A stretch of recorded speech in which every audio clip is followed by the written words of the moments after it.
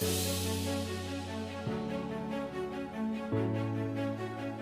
Founding Fathers, American Revolution, our Constitution, our history, America.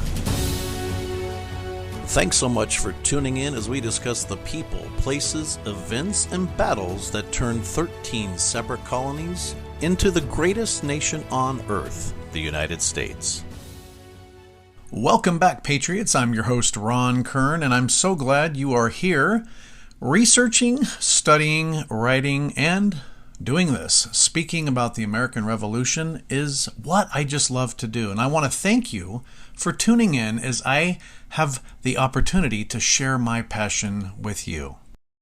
I want to let you know right now that you are in for what I think is one of the most powerful and hopefully you'll find very interesting and well done podcasts that I've done.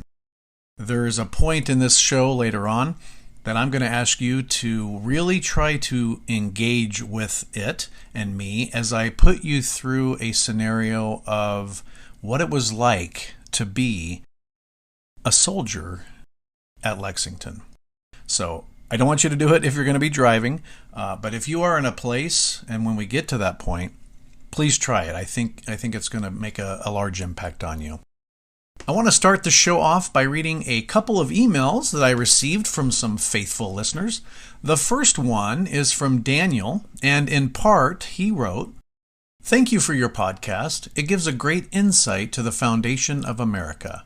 As a young, blue-collar man with a fascination of the foundation of America, the Civil War, the West, and modern geopolitical conflicts, I find that your podcast is a great source for the American history that my school system seemed to skim over. I appreciate your good audio quality as I work in a very loud shed. I'm also grateful that you speak your political beliefs as many Republicans feel scared to speak out in current times, and you remind us that we descend from brave men who stood up against the odds in tough times. I found Daniel's interest level in American history intriguing and could be likely more than some Americans. But here's the catch.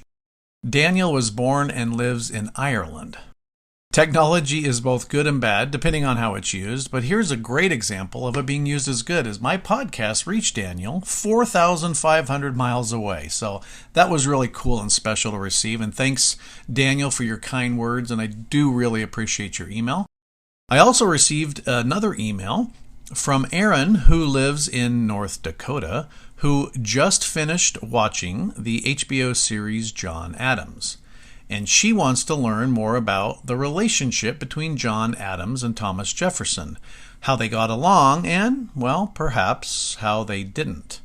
And this is an excellent topic that I am definitely going to explore in my next bonus episode. So, Aaron, I am doing it next, so you won't have to wait very long. I really appreciate you reaching out. That topic is a pretty interesting one, to say the least, and there are going to be many things that I'm sure you and others will find pretty crazy cool, and a lot of people may not know about their relationship, and more importantly, how at the end of both of their lives, how that ended up.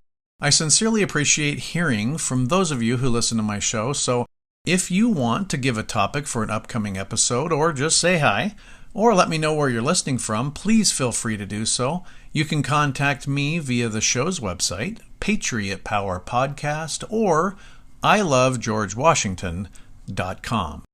You know, I was listening to an earlier show, a show that I did early on when I first started this podcast, and I must say I was not real happy with what I heard. I almost wanted to go back and re-record them. I was a little embarrassed because I just think the quality or something about the early ones weren't as, engaged or lively or well done as hopefully they are now. And I'm hoping that my shows are getting progressively better. And so if you have stuck around after listening to those initial podcast shows, thank you. I am always trying to make each show special in its own way.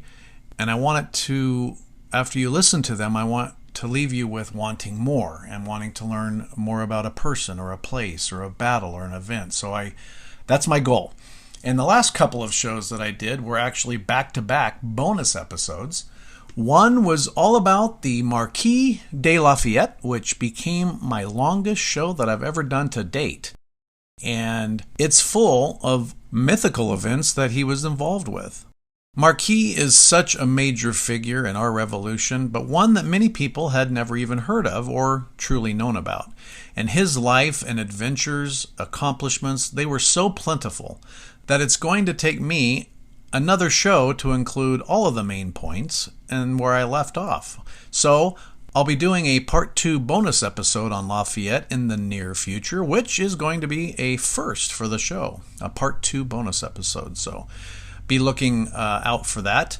The other bonus episode, show number 22, was done on George Washington's birthday. It's a short and informative discussion of just a very few things that George Washington did and some things about him that you may not have actually heard about. I wanted to do it on his birthday and explain and hopefully get my point across that it's very important to honor and celebrate him on his birthday and not just think of it as another day off of work. Also, if you listen to that podcast, I did in fact receive my flag that was flown over Mount Vernon on his actual birthday, so that was pretty cool. And just another friendly reminder that non-bonus episodes like this show follows a timeline of the Revolution, while bonus episodes focus on a person, battle, or event, and that could be taking place at any point in the Revolution, and a lot of those bonus episodes come from your suggestions. So again, if you want to hear or learn about something, shoot me over an email, and you can do that from our website. Our last chronological timeline episode was show number 20, and that covered the First Continental Congress, and this is where we are picking up from. So today's show is a big one, but before we can get into it and get started, I think it's important to have a recap of events that led up to this pivotal moment in history. All of these events that I'm about ready to tell you have been covered in detail in previous shows. So if something piques your interest, or you just want to revisit and learn more about it, go find that show and it'll be there for you. I'll be breaking things down into year and month so you have a real good chronological timeline of events that led us up to this point.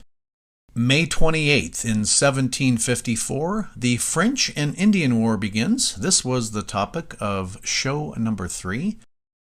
Also, July 10th of 1754, the Albany Plan of Union was proposed by Benjamin Franklin, which in short said, hey, you know what? The colonies could in fact be governed by one single government. And although it was eventually not put into action and tabled, he was so way ahead of others, which is usually the case for him, about us, the colonies, having our own government away from Britain. This was in July 10th in 1754, so way before anybody was even thinking about that. Now let's jump ahead to 1763, 9 years later. On February 10th, the Treaty of Paris ends the French and Indian War. The English drive the French from North America, and the English, the British, national debt soared. In today's dollars, the debt that England incurred after the war was $22.1 billion. Also, 1763, October 7th, the King of England, King George III, issued the Proclamation of 1763, which banned colonists from settling beyond the Appalachian Mountains. And I do cover this in episode number 8. A decade later, in 1764, April 5th, the old dreaded Sugar Act. So smugglers could in fact be tried in admiralty courts without the benefit of a jury, and other controls that Britain tried to force upon the colonies. The Sugar Act and a couple other acts that Britain kept on imposing on us, the colonies, was covered in great detail in episode 4. 1765, a lot happened. March 22nd, the Stamp Act, which was a tax on paper goods and legal documents. A couple days later, March 24th, the Quartering Act. The colonies were required to provide housing and food and drink for the British troops. March 29th, the Virginia House of Burgesses passes the Virginia Resolves. That was the 7 resolutions that challenged the legality of the Stamp Act. So a lot of things happened in March 1765. The last thing I'll talk about in that year, October 7th through the 25th, the Stamp Act Congress met in Philadelphia to discuss the crisis. Episodes 5, 8, and 10 of this podcast, I cover all of those in further detail. The next year, on March 18th, 1766, March 18th, Parliament said, you know what, that ain't working out real well, so they repealed the Stamp Act, and then they passed the Declaratory Act, which is kind of silly, but what it says is, okay, we're going to take the Stamp Act away, but we have the right and power and control over you, and we can tax you anytime we want. This was immediately after repealing the Stamp Act. So they just kind of threw that in like, all right, we're going to take the Stamp Act away and you don't have to deal with that, but we still are the boss of you. That was pretty much what happened with the Declaratory Act. A couple years later, in 1768, February 11th, the Massachusetts Assembly issues the Massachusetts Circular Letter, which denounced the Townshend Act, which was another act in a previous year. August 1st, Boston Non-Importation Agreement. This was huge in my opinion, and what that was is Boston merchants got together and most agreed to not import British goods or even sell anything to Britain. This was really big for Massachusetts and specifically Boston because Boston really took the lead in going against the king, going against Parliament, and England as a whole. For the merchants that said, I'm not going to get involved with that, let's just say they were persuaded to do so in a variety of ways. These items were covered in episode number 10 of my podcast. A couple years after that, in 1770, probably one of the most known events took place. That was, anyone? That's right, you guys got it. It's the Boston Massacre, and that took place on March 5th, 1770. I really go deep into this one from start to finish and everything in between in episode number 14. Can you see a pattern emerging here? It seemed like there for a while, every 2 years, something major took place. So let's continue with that. 2 years after that, in 1772, on June 9th, the Gaspee Affair happened, and that was where a British ship that was patrolling for smugglers ran aground near Rhode Island, and a local mob came out and burned it. And the mob is then accused of treason, and I found some pretty cool unknown tidbits about that event, and all of this was covered in show number 16. The next year, in 1773, a couple things happened, one being probably the most widely heard about event, May 10th, the Tea Act, and that was yet another attempt by Parliament to undercut smugglers by reducing the price of tea to the colonies. This led to December 16th, the Boston Tea Party, throwing all the tea into the harbor and everything from behind the scenes and who was involved and all of that were discussed in show number 18. So following year, 1774, we're almost there, guys. In 1774, March 31st, the Boston Port Act was issued by Parliament. This closed the city's port in response to the Tea Party. Nothing could come in and nothing could go out. This was a pretty bold move by England. On May 20th of the same year, the Administration of Justice Acts and Massachusetts Government Act, two of the so-called intolerable acts, further angered the colonists, and they really things started to boil here. June 2nd, the Quartering Act was amended. Remember, the Quartering Act was requiring the colonists to house and provide food and all of that for the British Army that were in Boston, kind of smothering the whole entire city. That was amended. September 5th through October 26th in 1774, the First Continental Congress met in Carpenter's Hall, Philadelphia, Pennsylvania. All of these events in 1774 are discussed and covered in really great detail in shows 18, 19, and 20. And as this recap shows, the colonists had been pushed around and bullied countless times. It never ended. Act after act, rules, proclamations, they never seemed to end. This and a select few of leaders started figuring out that perhaps the constant onslaught could in fact be stopped. The colonies had reached a fork in the road. One would give in and allow further demands, restrictions, laws, and taxes, and agree to do what they were told. The other direction was truly unknown at this point.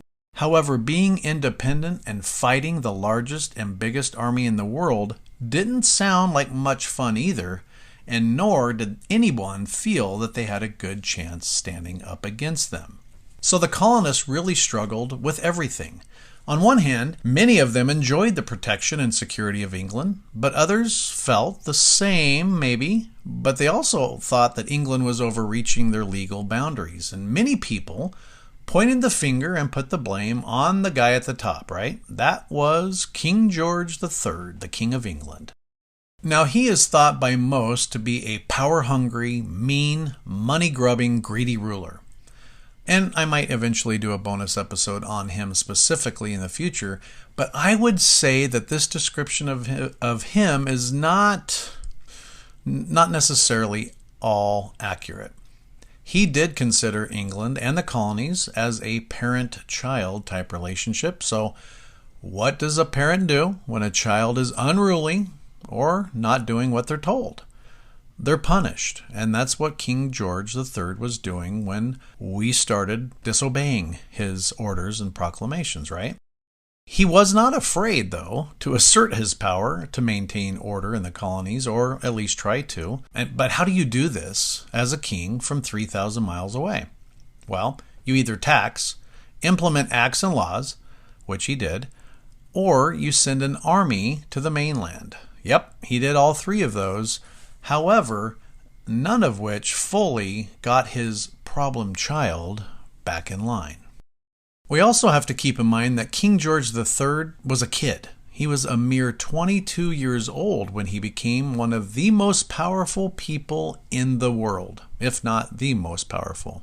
He was decent, fair, but firm, and he held his family morals and values higher than anyone before him, and he is the only king to not take a mistress.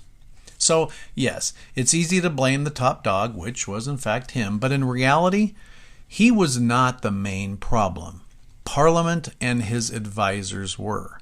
They were all scheming behind his back, providing him false information, and in reality were the evil behind what was coming out of England and being thrust upon the colonies.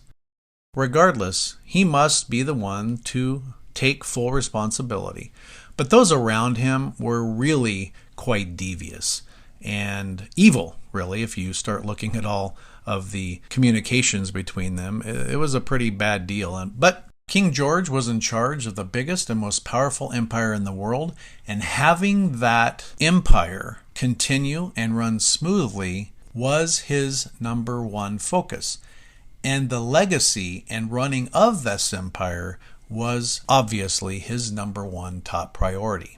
Now, when you have colonies acting the way that they did, that jeopardized his legacy, which is why he had no problem doing whatever it took to keep them in line, which included, as you've learned, sending troops here and having a very large presence. Remember back in a previous show, I talk about at one time in Boston, 25% of everyone in Boston was a British soldier. So like 1 in 4. It was really crazy to picture. that many soldiers, but he wanted his empire to be smooth and have a legacy that he and people in the future could be impressed by. But enough about the king. I just thought you might want a little perspective on King George III himself. We're going to get into the meat of this podcast right after a brief word from one of our sponsors. Can you feel it in the air? That sudden shift of mood? It's the perfect time to shed the winter blues and experience the revitalizing qualities of driving a Lincoln. It starts with the Lincoln Spring Sales Event.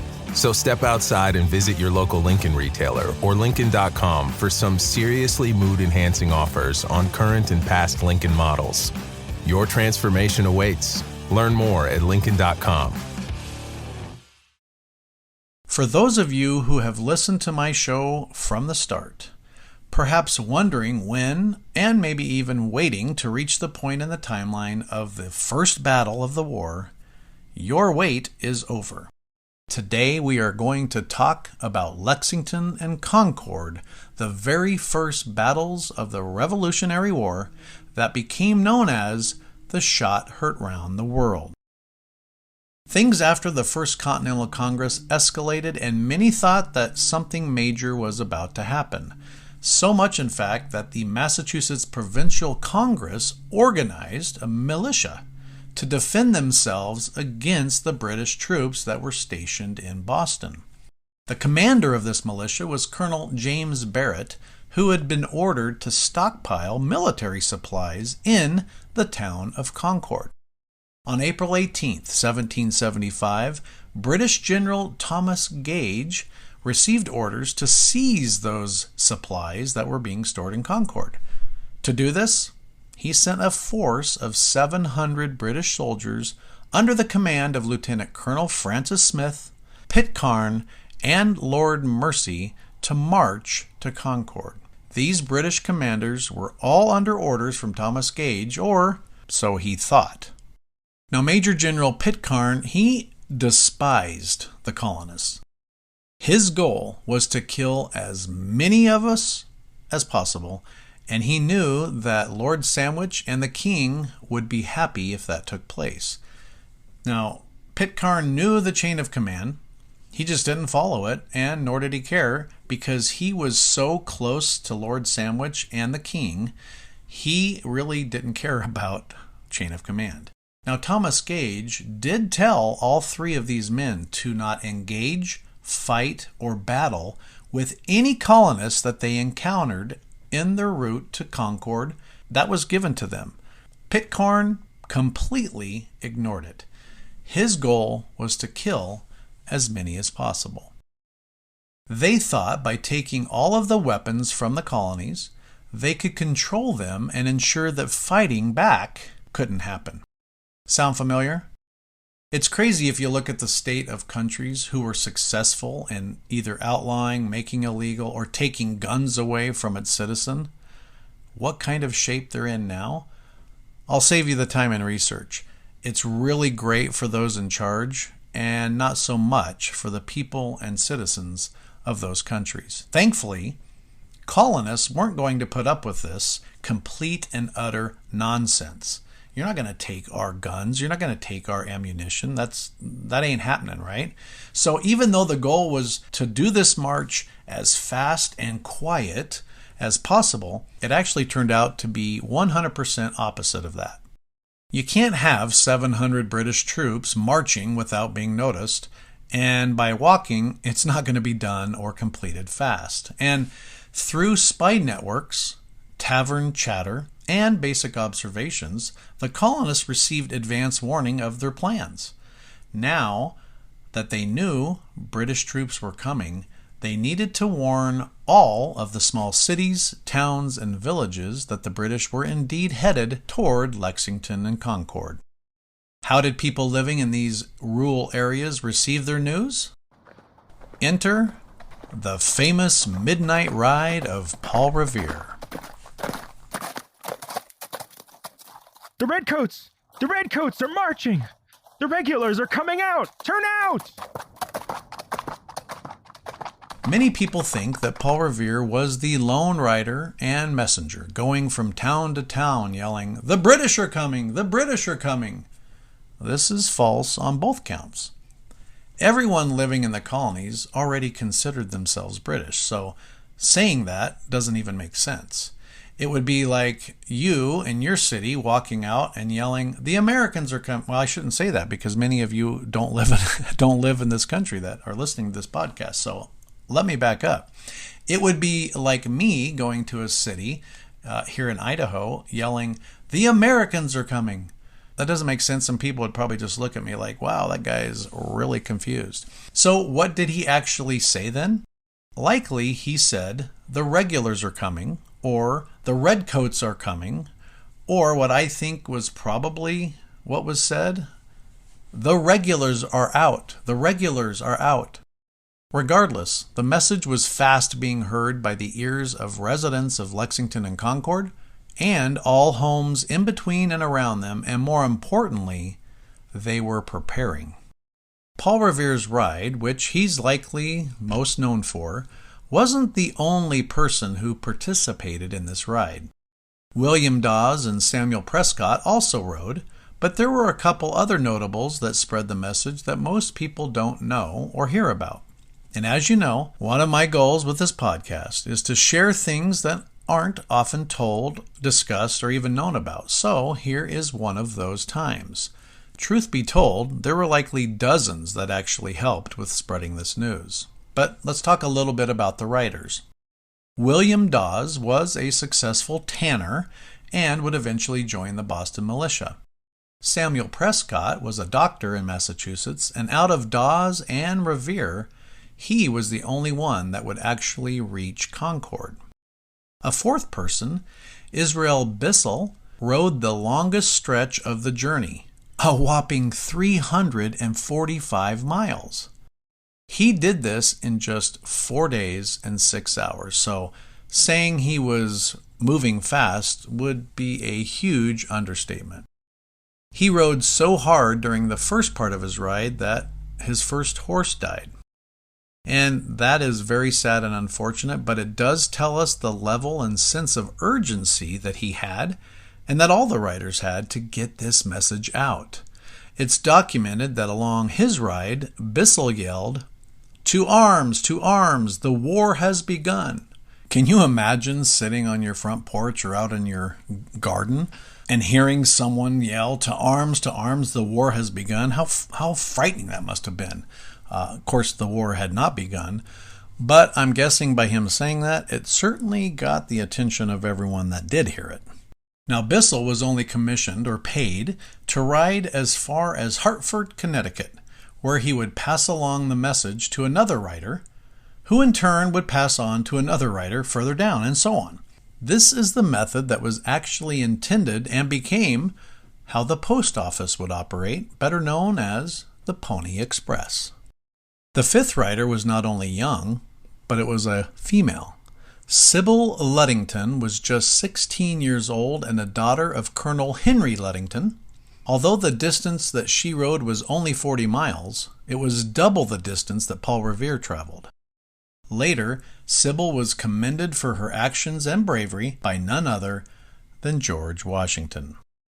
A photo of a statue of Sybil is located in this episode's show notes, so take a look at those.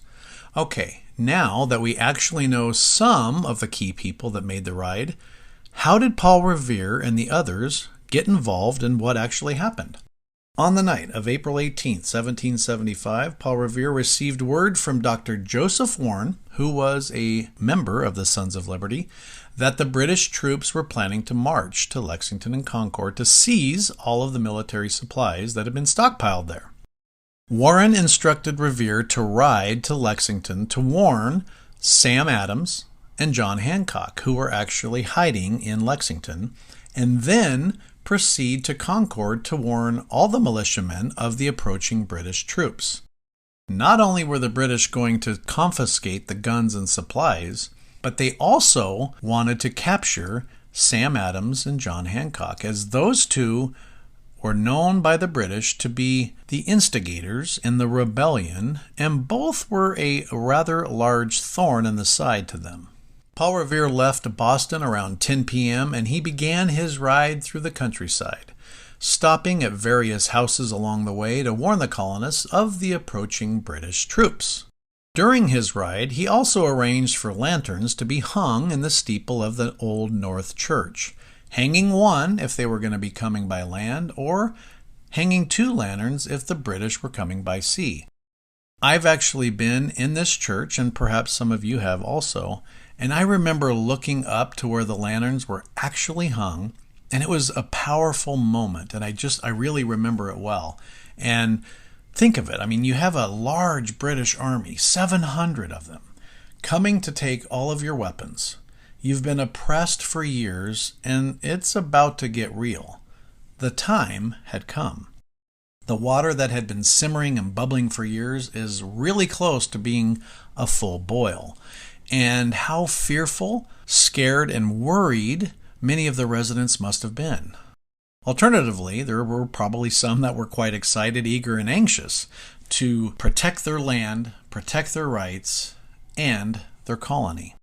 Around midnight, Revere arrived in Lexington and warned Adams and Hancock of the British troops' approach. A funny note, a little story, is when Paul Revere arrived at the house that they were staying, both of them were asleep.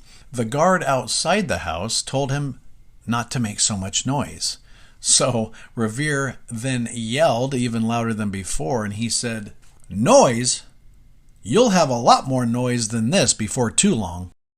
As Revere left Lexington, he encountered William Dawes, which, as you know, was also dispatched to warn the colonists. And at this point, they decided to ride together and team up to warn everyone about the British.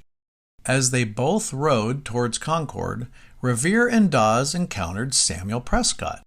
Prescott was returning home from a visit to his fiancée. At that point, Prescott agreed to join both of them on their mission, and so together the 3 continued their way towards Concord. However, as they approached a British patrol checkpoint, they arrested all of them.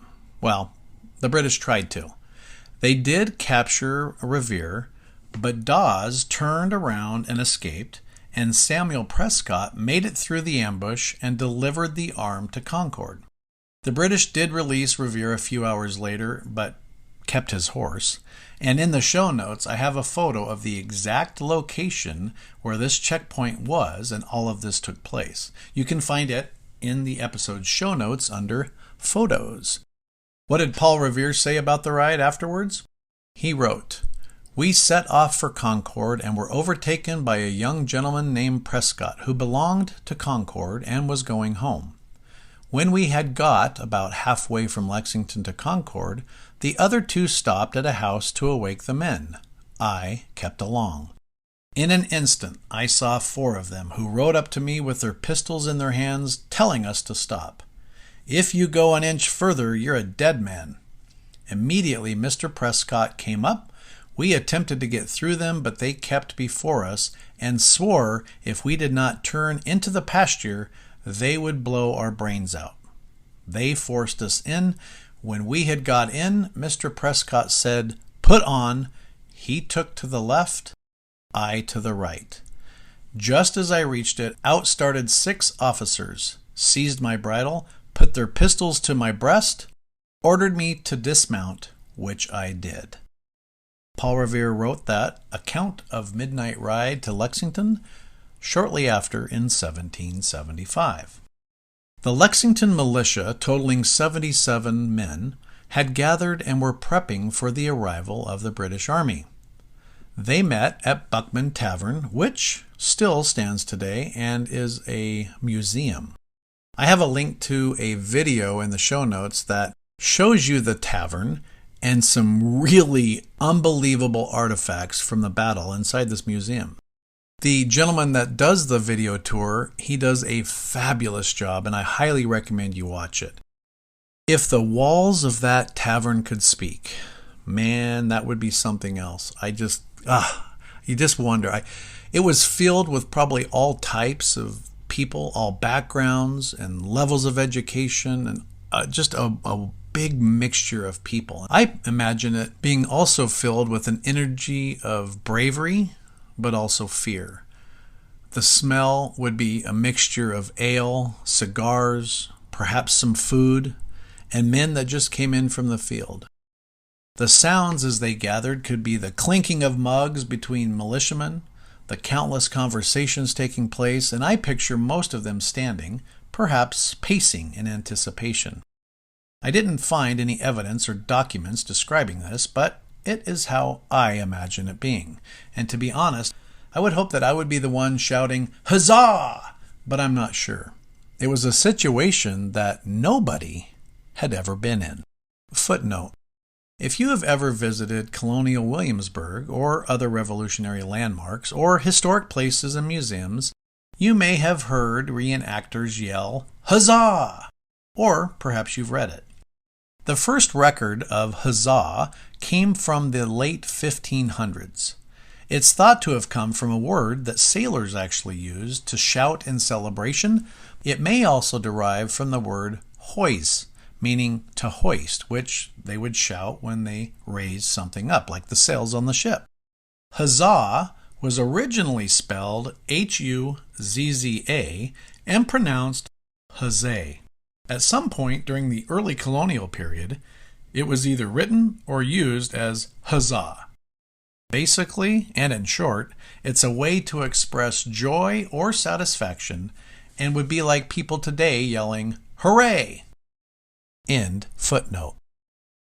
If you aren't driving and you can close your eyes, I'm going to ask that you do that or get to a quiet place so you won't be disturbed, because I'm going to try to test your imagination skills. I'm going to paint a visual picture for you, and I want you to really focus in on the imagery and see if you can put yourselves in the shoes of the Lexington Militia. Imagine for a moment that you are one of the 77 men in the Lexington Militia. You have just left the tavern that I described earlier, and you walk to the central part of the town and gather. You line up side by side. That stretches as wide as 77 people can. The people standing next to you are relatives, friends, and neighbors. You know they are willing to fight as you are. You also know who is more brave or more afraid based on the conversations at the tavern, and you also know that very few have had experience fighting, and none of you are professional soldiers. There is no Continental Army yet. You know that your militia consists of tanners, blacksmiths, artisans, and farmers of all ages and all backgrounds. 76 others and you are lined up on the green waiting for the most powerful, skilled, and trained army to arrive. It's early in the morning, around 5 a.m. The town is aware of the impending confrontation, and you stand in line with the other brave militia, waiting. Would you be thinking of your spouse, children, home, farm? You ask yourself if this is the day that you will die.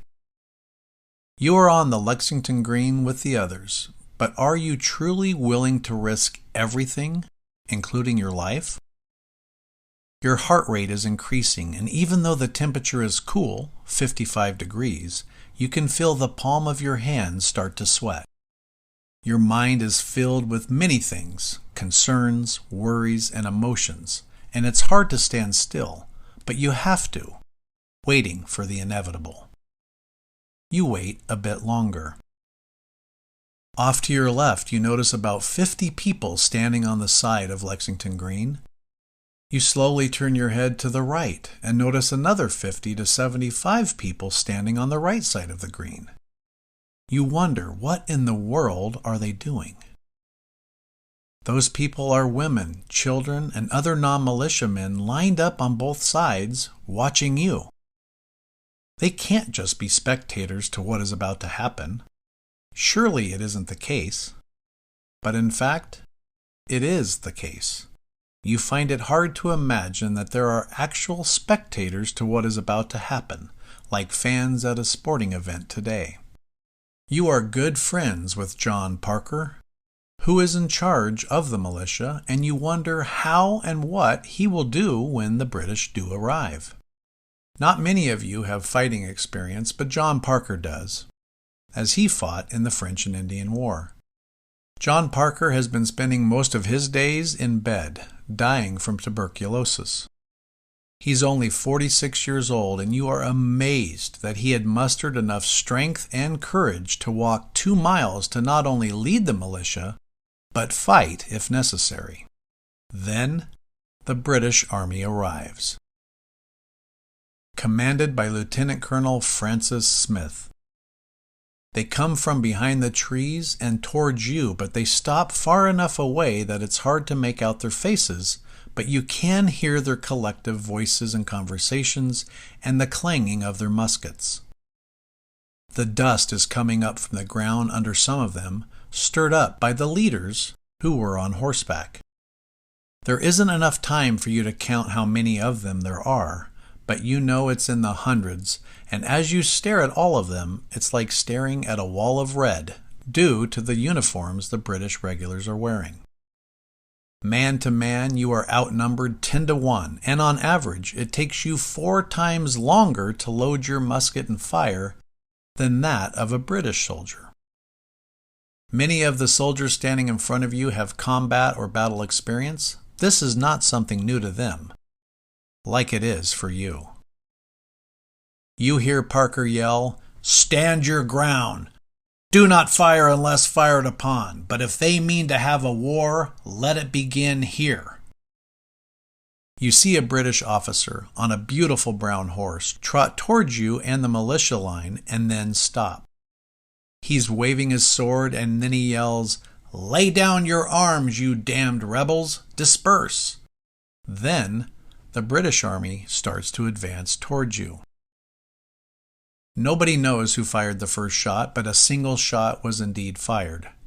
This is thought to be the origin of the shot heard round the world, but it is not. Although many will argue that it was, for me, it's not that important, but I believe the saying is actually associated with what happens in Concord, which I'll cover in a bit. Shortly after the shot from an unknown source, the British soldiers open fire on you. You hear Parker's orders telling you and the militia to disperse and leave. Smoke fills the ground above Lexington Green, coming from both the militia and your muskets. The sounds of muskets firing and firing again echo between the buildings. Men start running, yelling, and moving, and creates a lot of chaos.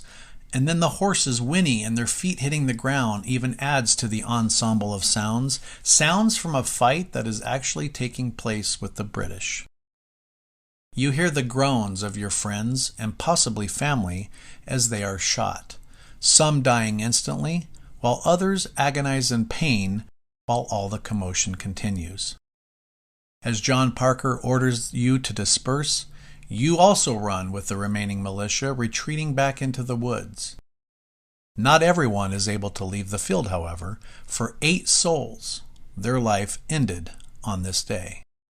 The Battle of Lexington was over.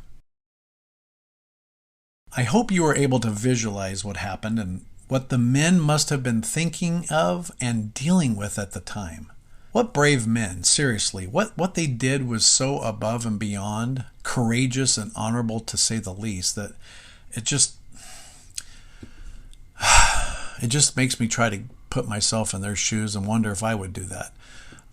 And that's why I tried to do that very descriptive story, because I wanted you to try to put yourself in their shoes. And many of them likely felt that they didn't even have a choice, and perhaps some of them were even reluctant. But either way, they did stay there, and they did fight, and they did so bravely. The Battle of Lexington, it took the lives of 8 men, and it wounded 10 more. Almost 25% of the militia were killed or injured, not to mention the survivors, the mental anguish that they experienced, and likely is something that they were going to have to deal with the rest of their lives. Today, we would call it PTSD. One of those who died was John Parker's cousin, Josiah, who was killed by a British soldier who shoved his bayonet into his stomach. Jonathan Harrington was hit by a musket ball, somehow managed to crawl back to his home, and died on his doorstep. Nobody on the British side died, and they only had one injury, which was to a soldier's thigh. I have a painting of an artist's conception of the Battle of Lexington in my show notes, and if you compare to the maps and drawings, along with the first-hand accounts, it's probably pretty darn close to what it actually looked like. Take a look at that painting and see if it's what you pictured in your own mind. A member of the British Army said after the battle, "At 5 o'clock we arrived in Lexington and saw a number of people, I believe between 200 and 300, formed in a common in the middle of town. We still continued advancing, keeping prepared against an attack, though without intending to attack them. But on our coming near them, they fired on us 2 times, upon which our men, without any orders, rushed upon them, fired, and put them to flight. Several of them were killed. We could not tell how many because they were behind walls and into the woods. We had a man of the 10th Light Infantry wounded. Nobody else was hurt. We then formed on the common, but with some difficulty. The men were so wild they could hear no orders. We waited for a considerable time there, and at length proceeded our way to Concord."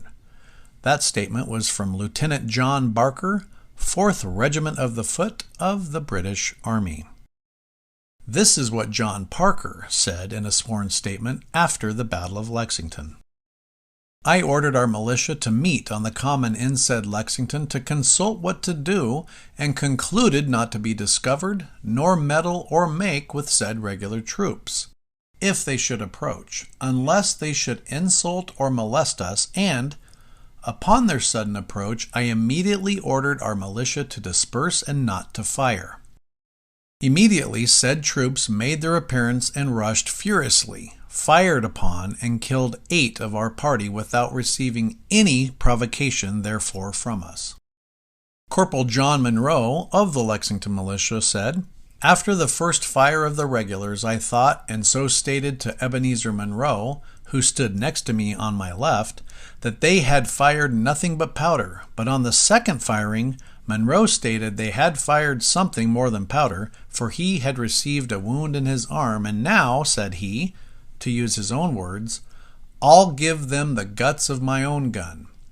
We then both took aim at the main body of the British troops, the smoke preventing our seeing anything but the heads of some of the horses, and we discharged our pieces." And another testimony, "We, Nathaniel Mulligan, Philip Russell, and 32 other men do testify and declare that on the 19th in the morning, being informed that a body of regulars were marching from Boston towards Concord, about 5 o'clock in the morning, hearing our drum beat, we proceeded towards the parade and soon found that a large body of troops were marching toward us. Some of our company were coming to parade, and others had reached us, at which time the company began to disperse. Whilst our backs were turned on the troops, we were fired on by them, and a number of our men were instantly killed and or wounded. Not a gun was fired by any person in our militia on the regulars to our knowledge before they fired on us, and continued firing until we had all made our escape." I think it's really cool to get perspective from the actual participants, so I wanted to include some of those. So in short, the British said we didn't fire, they were the bad guys. We said we didn't fire, they fired upon us. Nobody really knows where that shot came from. There, as you can imagine, has been a lot of discussion, theories, conspiracies, ideas on really where the first shot came from. I didn't spend a lot of time on that. My guess is probably as good as yours. I think it might have been an accidental gun going off. I also think it might be somebody that was not real happy with the whole situation, and they were maybe behind a house near and shot. Who knows? But you can do your own research on that. Bottom line is, someone shot and all hell broke loose. There is a large monument honoring the men who died at Lexington Green, which was put there in 1799, making it the oldest war monument in the United States. As you can guess, I have a photo of it in my show notes, but I want to read what is on that monument as it's very powerful. There's also a rock with a memorial to John Parker in Lexington Green, and I have a photo of that as well. But the inscription on the monument reads, "Sacred to liberty and the rights of mankind, the freedom and independence of America, sealed and defended with the blood of her sons. This monument is erected by the inhabitants of Lexington, under the patronage and at the expense of the Commonwealth of Massachusetts, to the memory of their fellow citizens, Robert Monroe, Jonas Parker, Samuel Hadley, Jonathan Harrington, Caleb Harrington, Isaac Mosey, John Brown, and Asahel Porter, who fell on this field the first victims to the sword of British tyranny and oppression on the morning of the ever memorable 19th of April on Dom 1775. The die was cast. The blood of these martyrs in the cause of their God and their country was the cement of the union of these states, then colonies, and gave the spirit to the spirit, firmness, and resolution of their fellow citizens. They rose as one man to revenge their brethren's blood, and at the point of the sword to assert and defend their native rights. They nobly dared to be free. The contest was long, bloody, and affecting.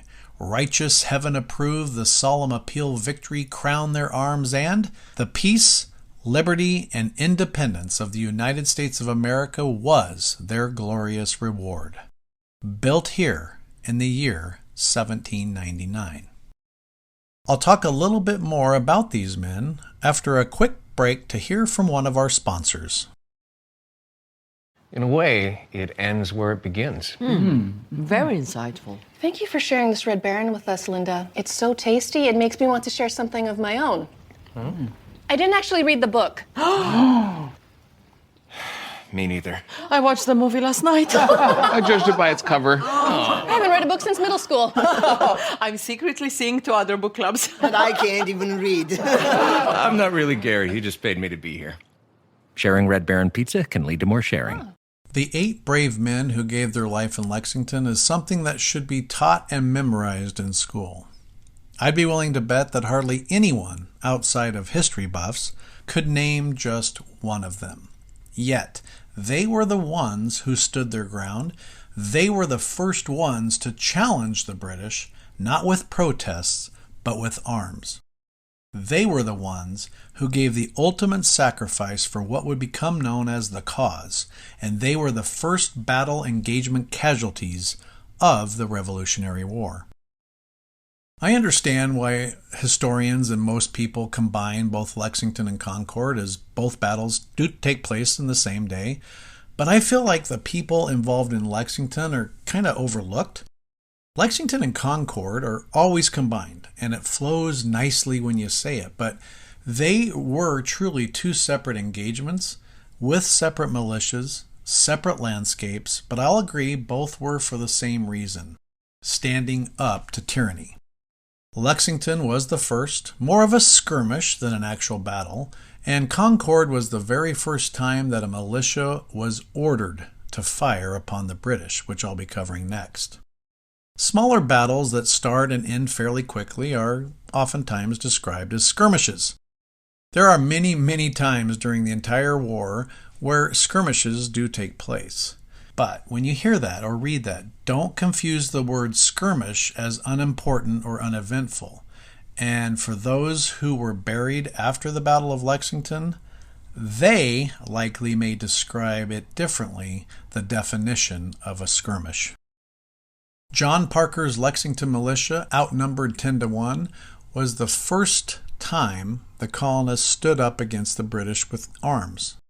It was literally the start of the American Revolution that would turn into 8 years of many, many more battles and struggles, and many more men killed and wounded.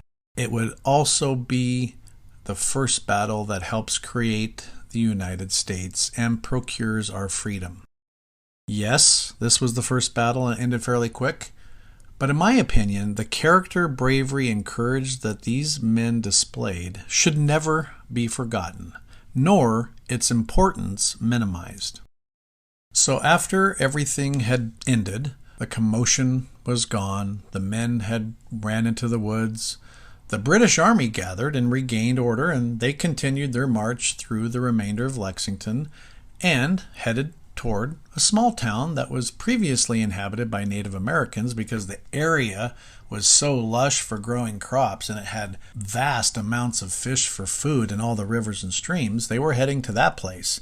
It would actually almost become a ghost town due to the smallpox outbreak, but today, April 19th, 1775, it had a population of 1,400 people, and its name was Concord.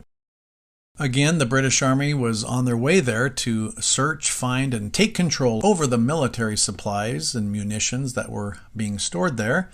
This does include muskets and powder and a few cannons, but due to Revere and the other writers I spoke of earlier, the colonists were well aware that the British were on their way, so all of the supplies and weapons had already been moved, stored, and safely hidden so that the British would hopefully not find them.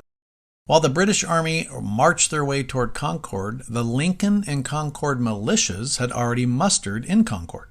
The distance from Lexington to Concord is about 7 miles, give or take a half mile. The British Army had already marched from Boston to Lexington, which is 18 miles. They had walked those 18 miles, been involved in a battle, and had another 7 miles to walk to reach Concord. They were tired, exhausted, and hungry and thirsty. I tell you this not so you feel sorry for them, but so you have a better understanding of their physical and mental state once they do arrive in Concord. This will become more important after Concord, which I'll cover momentarily. The Lincoln and Concord militia were contemplating what they should do, but they also wanted to know how long it was going to be until the British arrived from Lexington.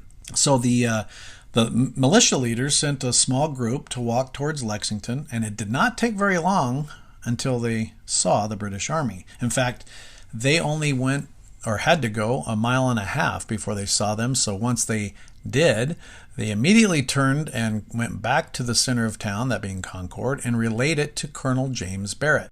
At that point, Barrett had everyone cross the North Bridge, walk up a hill that was about 1 mile away from the bridge, and from that vantage point, they could see everything really clearly, and most importantly, when the British arrived and what they were going to do. So they wanted to have a real good visual, and that place provided that for them.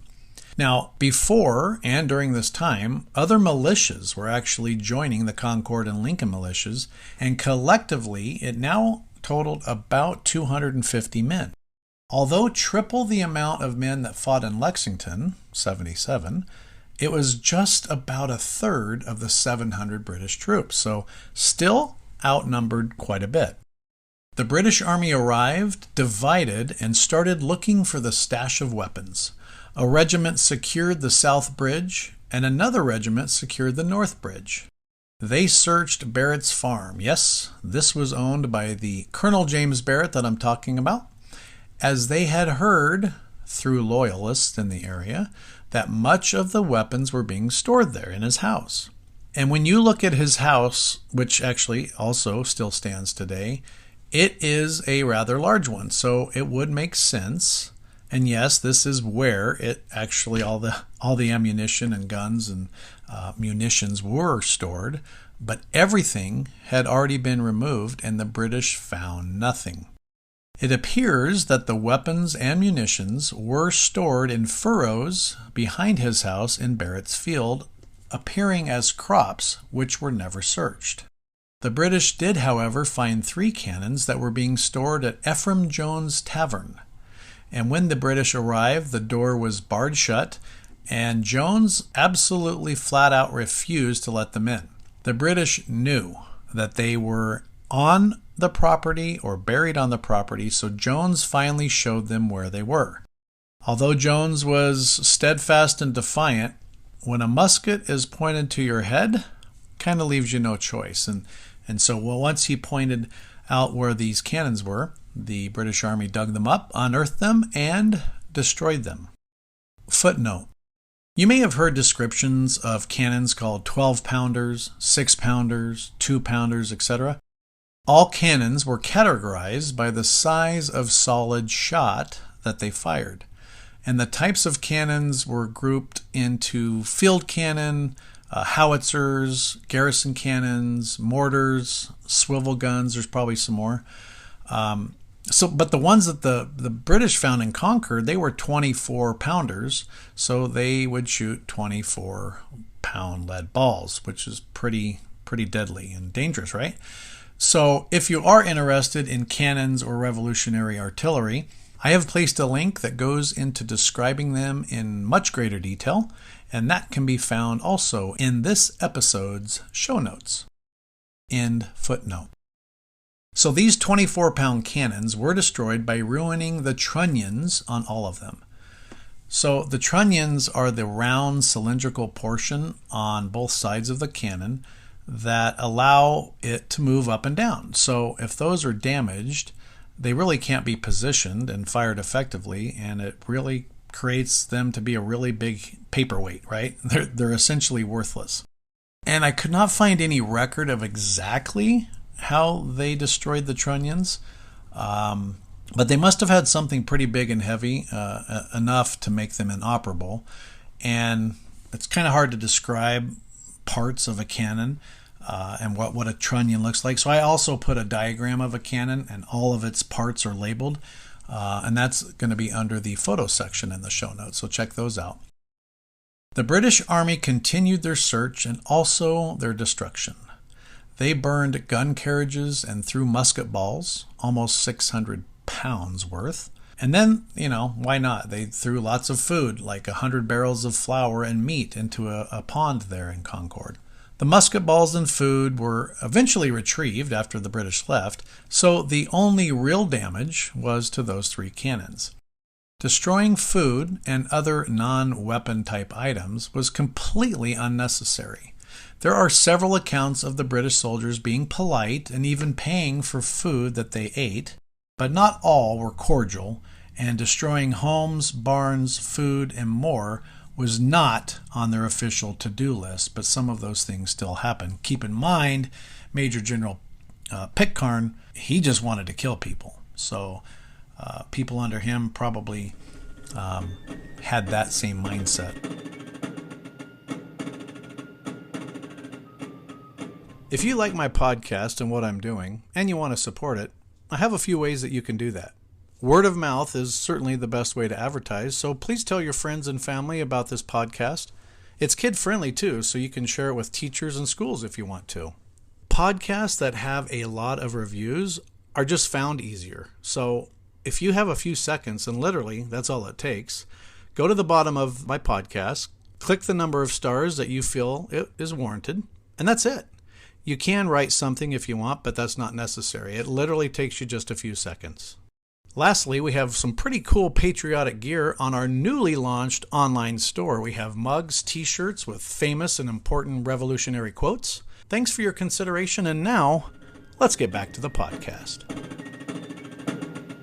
Now, militia units from Acton and Bedford now arrived, increasing the total number of Patriots to over 400.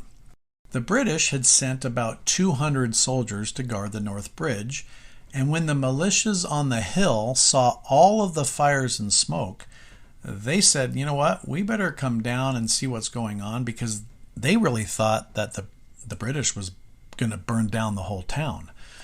They also knew that the number of men they had was close to double that to the British forces that were sitting there by the bridge. So as the British troops see the militia coming off the hill, they know that they're outnumbered, so they walk back over the North Bridge to the other side of the shore. There, they prepare for a battle. While the original militias were making their way down to the bridge, even more and more militias from surrounding towns arrived. At this point, the colonial militia has more than 2,000 men. No phones, text, TV, radio, social media, walkie-talkies, faxes, right?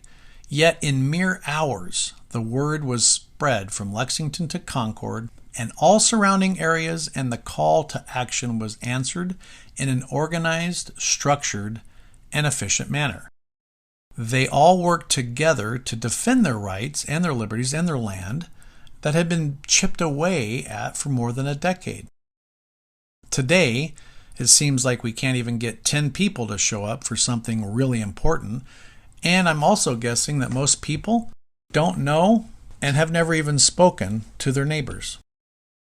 Also, many Americans can't see the same thing as happening today. Little by little, our rights are slowly being chipped away at and removed, and they cannot see that they are frogs in boiling water. Crazy differences for sure, but I just find it amazing how well they could get things done and accomplished and with zero technology. Maybe we should go back to that. I don't know. What do you think? At any rate, as the militias arrive at the bridge and get within firing range, the British fired upon them, killing 2 militiamen. Captain Isaac Davis, who led his men at the bridge, and Private Abner Hosmer of Acton were killed. Major Buttrick of Concord then shouts, "For God's sake, fire!" And the militia, often called Minutemen, did just that. They killed 3 British soldiers and they wounded 9. This event at the North Bridge, where militia was ordered to fire upon the British for the very first time in history, is what technically is considered the shot heard round the world. Isaac's wife Hannah later remembered, "As he led the company from the house, he turned himself around and seemed to have something to say. He only said, 'Take good care of my children,' and was soon out of sight. I never saw him alive again." Seeing now that 2,000 militiamen may be too much for their 700 to deal with, the British make a decision to retreat and leave Concord. But first, they must walk back the 7 miles to Lexington and then another 18 to Boston. All of this after now being involved with 2 battles and lots of searching for munitions and already having walked 25 miles. The British have now failed at what they set out to do in the first place. 1, they failed to capture Sam Adams and John Hancock in Lexington. They also failed to take or destroy the large bulk of munitions. Except for a few small stashes and 3 cannons, they didn't find anything. They did burn guns and structures and cut down the Liberty Pole, but that was about it. It's kind of hard to believe that in a small town like Concord, and with 700 people searching, you have 700 people at your disposal to go out and search, that they couldn't find what they were looking for. So kudos to the militia and or people in Concord who hid those weapons, because that's an impressive feat right there. They also, whether they knew it at the time or not, had started the American Revolutionary War. With Lexington and Concord, that was the start of the war. And I'm guessing that they probably weren't thinking about any of that. They were more likely thinking and concerned about getting back to Boston and safely. That's probably what the British soldiers were focused on. They were fatigued, hungry, thirsty, outnumbered, and had 25 miles to walk ahead of them just to get back to Boston. And the other thing that's important to know is at this point, when they were getting ready to head back and leave Concord, they had been awake for like 20 plus hours. Also, many of them had used a lot of, or maybe even ran out of, their musket balls, and they were low on ammunition or completely out. So if the British Army thought that Lexington and Concord and the previous marching was tough, they were in for a very rude awakening. The Patriots were only getting started, and those two battles were just warming up their muskets to what they were going to do next. The entire walk back to Lexington for the British was met with constant musket fire.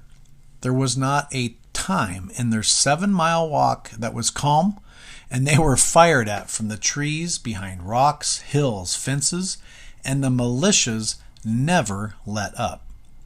These militias knew every inch of the entire area. They worked in these fields, they cut timber from the area, they lived nearby, and they hunted these lands. The British had no really clue of the lay of the land, and that's for the whole rest of the war too, but they were on a single path, known today as Battle Road or the Bloody Road, and they were all walking in one direction and surrounded on both sides by some very ticked-off colonists. The militia swarmed them like bees, coming into view and firing and then disappearing, killing many British soldiers in this manner. Now there were thousands of militia, and they had but one goal and one target in mind: the British soldiers. The men firing at the British now consisted of 26 town militia, and this run-and-gun type harassment would continue non-stop for the next 6 hours. Can you imagine? If you've ever walked along a green belt or a path in the mountains or wherever, and you have people all around you, behind, in front of, both sides, being shot at for 6 hours. That's just insane to even try to imagine. But then again, the British shouldn't have been there in the first place, right? And although there were thousands of shots fired, it's clear that the inaccuracy of the musket, running and shooting oftentimes, and perhaps even the terrain made it more difficult to have a larger toll on the British. The walk from Concord back to Lexington would be where the majority of the casualties would take place, not the battles of Lexington and Concord, but this particular retreat from Concord back to Lexington, then to Boston. That's where all the damage is done. Several key spots or locations along the road have been named. For example, Merriam's Corner was named after a battle that took place close to Nathan Merriam's home. The British were moving to the east, and they hit a small bridge, causing kind of a point of congestion, and in order to cross this bridge, they had to pull in their flanks so they could cross the bridge. That made this army in a single file for a short time, and this is where the militia hit their rear guard, and some consider it, they consider this the first offensive battle of the Revolutionary War, since the militia fired upon the British, whereas in Concord at the North Bridge, they returned fire after being shot at. So many people think that this battle at Merriam's Corner was the first offensive battle of the war. Another location is called the Bloody Triangle. After going through Merriam's Corner, you walk up a hill, and once near the top, an estimated 1,000 militia were on the right side. And on the left side of the British, well, there was even more. It really funneled them into an area for easy aim and easy pickings, and several British and a few Patriots died here. So this will sound like it's just all British dying, all British being injured. That was true. But along this trail, many colonists were also wounded and shot. So it wasn't just all British being killed or wounded. Remember John Parker in Lexington? He was the guy in charge of the militia and was kind of on his deathbed prior to that battle, and he's dying of tuberculosis. Well, while all of the fighting and searching for munitions was taking place in Concord, he actually got his militia and the men under him, and they wanted revenge. So while all of that was taking place, John Parker and his militia made their way to a high ground, now called Parker's Revenge, and there they in fact commenced their revenge. They killed and wounded many British soldiers. And one of the last parts of the path is near the end of the road, and it's called the Bloody Bluff.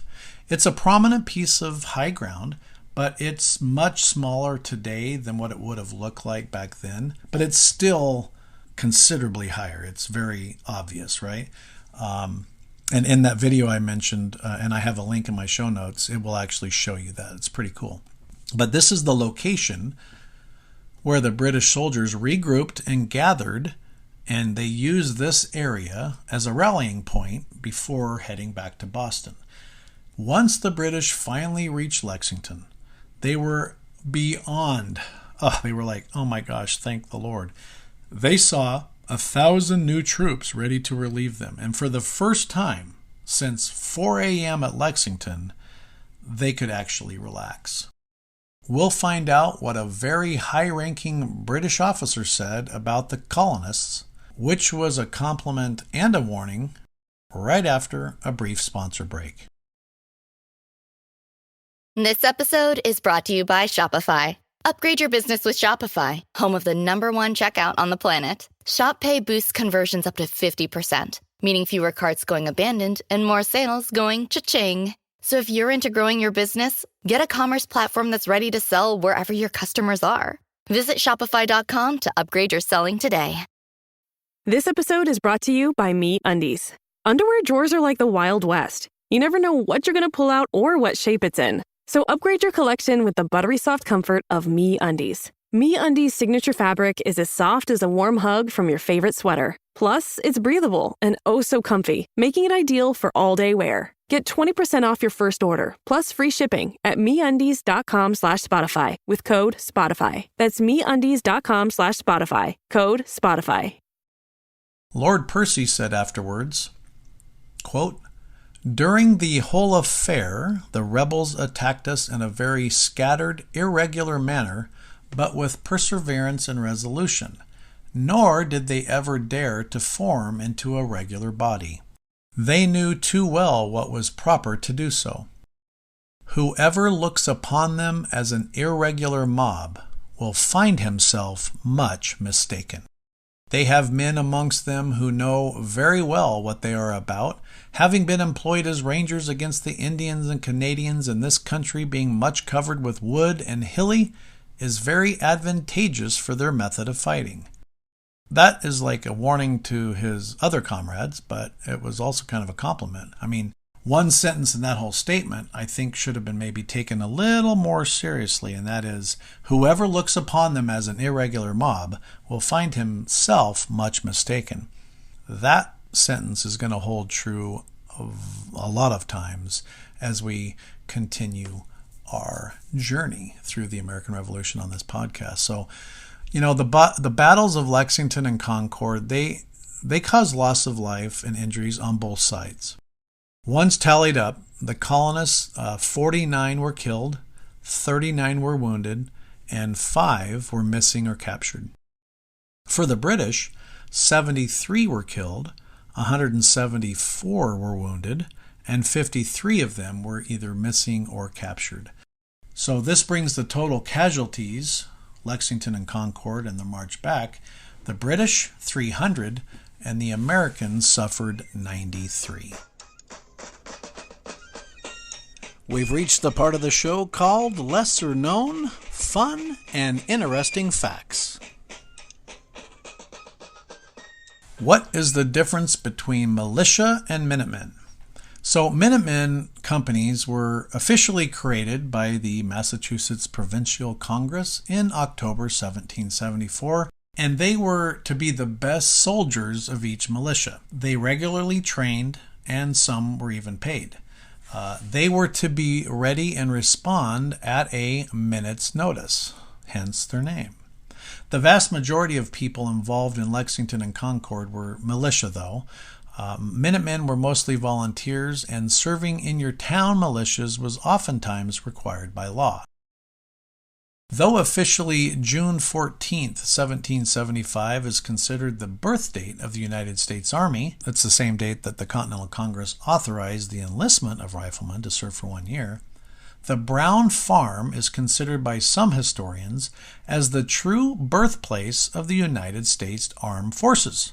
It was on the farm of David Brown, just west of the North Bridge, that mixed companies of militia and Minutemen gathered under arms and orders to confront British regulars at the North Bridge. For the first time in combat formation, these men moved towards battle at the North Bridge. Today, a U.S. flag flies from that location, now known as the muster field.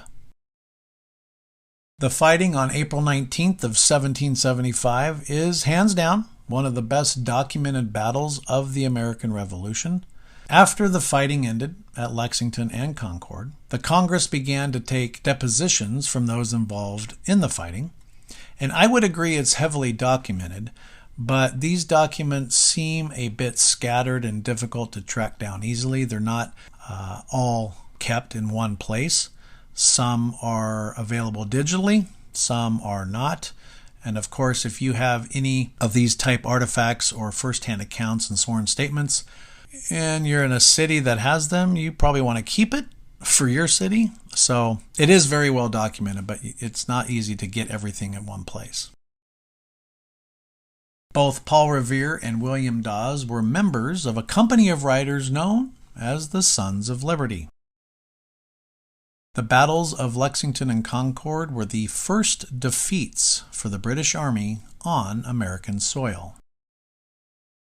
John Parker, the leader of the Lexington Militia, was related to 25% of all militia members.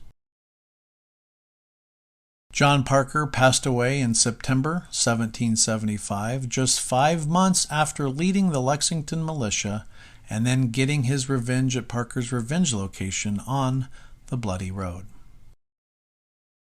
The drive from Lexington to Concord is gorgeous and it's very scenic. There are many houses and structures that you will see that were actually present when these battles took place. Ralph Waldo Emerson, his home is there, and of course the Sleepy Hollow Cemetery are oftentimes the highlights, but there are many structures and homes that are in excellent condition. Lieutenant Colonel Francis Smith, who was in charge of the British Army, he was of course blamed for the loss. And I probably should mention that he was shot and wounded after leading the Bloody Bluff, which was the place where they all gathered that I discussed earlier. He did not die. He was injured though. John Hancock and Sam Adams were in fact hiding in Lexington when the battle took place. And here's something that is not widely known. Before the battle, like right before the battle, John Hancock grabbed a musket and he was headed to join the militia, and he was going to stand right next to the others and fight. Sam Adams talked him out of it. Many historians say that Adams wanted martyrs to enrage the public and strengthen the cause. I don't really believe that. If you know anything about Sam Adams, he was not the killer and the rabble-rouser. And I mean, yes, he was involved with the Sons of Liberty and he activated and instigated some things, but he was also highly, highly religious. And he based much of his actions and what he did or didn't do on his beliefs, and he had a very strong Christian faith. So we'll never know, I suppose, but I can't imagine him saying, don't go out there, we want martyrs. Now, I can picture Adams trying to talk Hancock out of it because he didn't want Hancock to die. Hancock was a big deal. What he could have done, what Hancock could have easily done, was tell the militia to leave the Lexington Green, let them know that 24 to 30 town militias are in the process of gathering, and instructed them or suggested to them, why don't you guys wait until we have thousands of people and then we can easily destroy the 700. Hancock didn't do that. Why? He was, after all, the president of the two most important and powerful organizations in Massachusetts, which pretty much made him in charge of the entire state. He was the richest in Massachusetts, if not the richest person in the country. And what he said usually happened. I suppose we'll never know why he didn't step up and at least suggest that to the militia. Obviously, history would be forever changed had he done that, but we'll never know. The next non-bonus episode, I will talk about the march from Lexington back to Boston, which includes the bloodiest battle of the day that took place at Menotomy. It's a city, well, it's now actually Arlington. There's also the Siege of Boston, the taking of Fort Ticonderoga by Ethan Allen, and also the second meeting, or the meeting of the Second Continental Congress. I don't know if I'll include all of those into one show, because that's a lot, but either way, it's going to be a jam-packed one for sure, so stay tuned on that.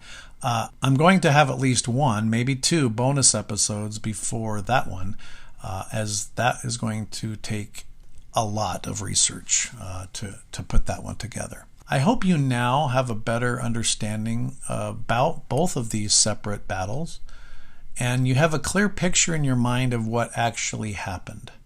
And with anything, the more you dive in and research, the more you find. And as you have heard, there are lots of moving pieces and parts and people involved. Now, when you hear Lexington and Concord, you can at least describe each separate battle and what happened in each city.